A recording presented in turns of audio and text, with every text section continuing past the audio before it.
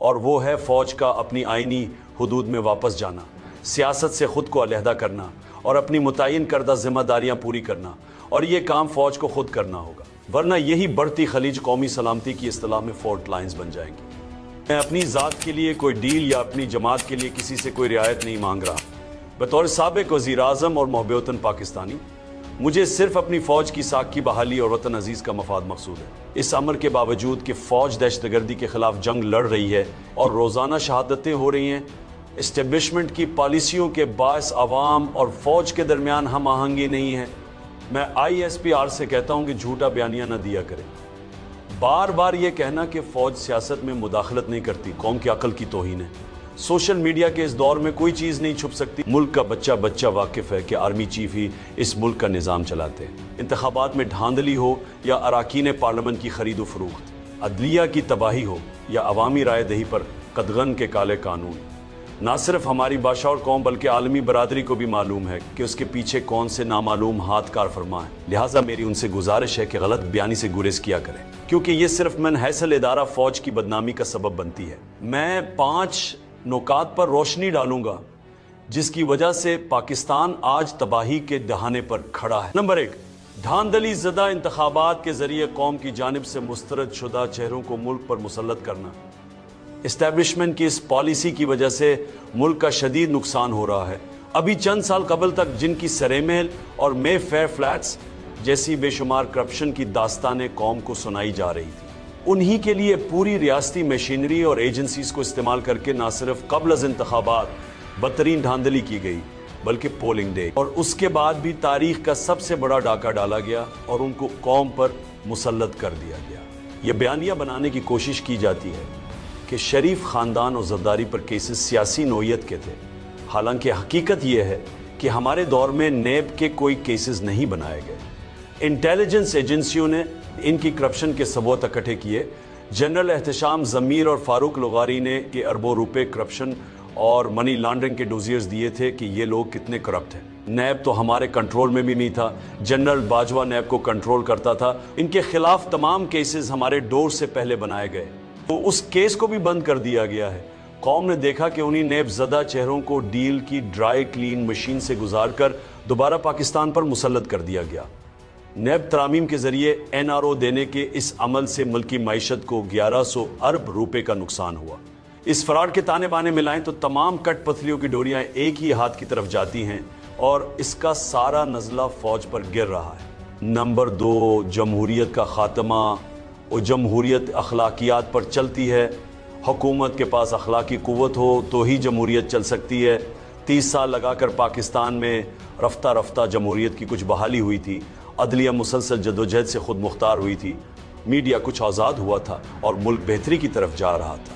لیکن پہلے سازش سے ہماری حکومت کو ہٹایا گیا، پھر نہ صرف ایک جعلی حکومت کو مسلط کیا گیا بلکہ ان کو دوبارہ ملک پر مسلط کرنے کے لیے آئین توڑا گیا، انتخابات ملتوی کیے گئے، الیکشن سے پہلے ہر حربہ آزمایا گیا، قاضی فائز عیسیٰ کے ذریعے ہمارا نشان چھینا گیا، ہمارے ترجیحی امیدواروں کو میدان سے ہٹوایا گیا، حتیٰ کہ الیکشن کمپین تک نہیں کرنے دی گئی۔ یہ سب کرنے کے باوجود جب الیکشن میں پاکستانی عوام نے ہمیں 2/3 سے بھی زیادہ نشستوں پر کامیاب کیا تو فارم 47 کے ذریعے رزلٹ تبدیل کر کے صرف 17 سیٹیں جیتنے والی پارٹی کو ملک پر مسلط کر دیا۔ اور اس انتخابی فراڈ کو چھپائے رکھنے کے لیے اور تحریک انصاف کو کچلنے کی کوشش میں جمہوریت کو مکمل طور پر پاؤں تلے رون دیا گیا ہے۔ الیکشن آڈٹ کے خود مختار ادارے پتن کی رپورٹ اس سلسلے میں سب کی آنکھیں کھولنے کے لیے کافی ہے کہ کیسے اس ملک میں جمہوریت کا نقصان کر کے دھاندلی کے 64 نئے طریقے اپنائے گئے، میڈیا پر بدترین قدغنیں لگا کر اور انسانی حقوق کو پامال کر کے جمہوریت کے تمام ستونوں کو برباد کر دیا گیا ہے۔ لوگوں کو ان کے نمائندگان چننے کا حق نہیں ہے۔ الغرض جمہوریت کے تمام بنیادی ستون بشمول خود مختار عدلیہ، حق آزادی رائے، آزاد میڈیا اور انسانی حقوق ختم کر دیے گئے۔ اس سب کے پیچھے بنیادی طور پر تحریک انصاف کو کچلنے اور الیکشن ڈاکے پر پردہ ڈالنے کی کبھی کوشش کار فرما ہے۔ نمبر 3، ترجیحات کی غلط سمت۔ وہ ساری دنیا آگے کی جانب سفر کرتی ہے مگر ہم مخالف سمت میں گامزن ہیں۔ پاکستان کو ڈیپ سٹرکچرل ریفارمز، بنیادی ڈھانچے میں اصلاحات کی ضرورت ہے جس میں اداروں کی مضبوطی، قانون کی حکمرانی، اقتصادی ترقی، آمدن میں اضافہ، اخراجات میں کمی، بڑھتی آبادی کے ساتھ روزگار کے مواقع پیدا کرنا، समाजी तहफ़्फ़ुज़, अमन व अमान और मुल्क में नई सरमायाकारी लाना शामिल हैं। इदारों की मजबूती में ये मुल्क की तरक्की का राज पोशीदा है। ये काम मुश्किल है और सिर्फ वही हुकूमत कर सकती है जिसके पास अवामी मैंडेट हो और जिसके पास अखलाकी ताकत हो। सलाहत करना NRO जलसाजी से इक़्तिदार लेने वालों के बस की बात नहीं है। यहाँ जाली पार्लियामेंट है, जाली MNAs हैं, जाली वज़ीर और जाली सदर है। उनका एजेंडा सिर्फ खौफ और हरास फैलाकर अपने तसल्लुत को बरकरार रखना है। मुल्क में इस्तेहकाम तब आता है जब कानून की हुक्मरानी हो और जमहूर को आज़ादी हासिल हो। यहाँ तो 21वीं सदी में ये हाल है कि इंटरनेट तक बंदिश का शिकार है। IT के इस दौर में लोग न सिर्फ तालीमी और समाजी बल्कि माशी तौर पर भी इंटरनेट पर मुनहसर हैं। उसके मुनक़ता हो जाने से पहले से ही तबाही के दहाने पर खड़ी मईशत को मज़ीद ज़द पहुँच रही है। ऑर्डर जस्टिस प्रोजेक्ट के रूल ऑफ लॉ इंडेक्स में हम 26वें तरमीम के बाद सिर्फ गिनती के चंद ममालिक से आगे हैं। दी इकानमिस्ट के इंटेलिजेंस यूनिट के डेमोक्रेसी इंडेक्स में हम हाइब्रिड निज़ाम से आमराना निज़ाम की जानिब गामजन हैं। इसी तरह मुल्क में अमन सिर्फ तब आएगा जब अपने पड़ोसी ममालिक से ताल्लुकात की पॉलिसियों को बेहतर करेंगे और पाकिस्तान के मफादात को सामने रखकर पॉलिसियाँ बनाएंगे। हमारी अफ़गानिस्तान को लेकर पॉलिसी संजीदा नहीं है।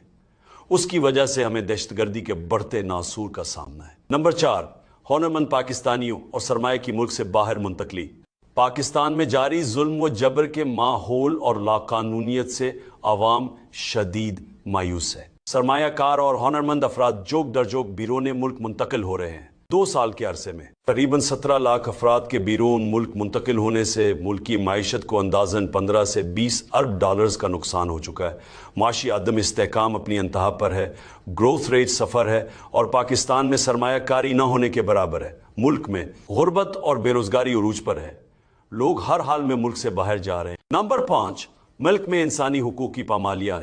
मुल्क में हर जानिब फस्तायत का बाजार गर्म है। बुनियादी इंसानी हुकूक की मुअत्तली और हुर्मतों की पामाली समेत वो सब कुछ हो रहा है जो मशरकी पाकिस्तान में किया गया था और सुकूते ढाका जैसा सानहा वकू पजीर हुआ।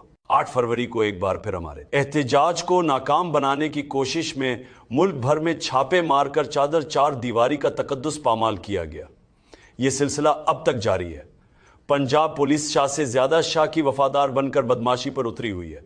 वजीराबाद में पुलिस ने हमारे एक कारकुन का जनाजा तक नहीं पड़ने दिया। 9 मई और 26 नवंबर जैसे सानहात में रियासत की जानिब से की जाने वाली इंसानी हुकूक की संगीन पामालियों पर भी कोई एक्शन नहीं होता तो इस मुल्क में किसी को इंसाफ मिलना मुमकिन नहीं है।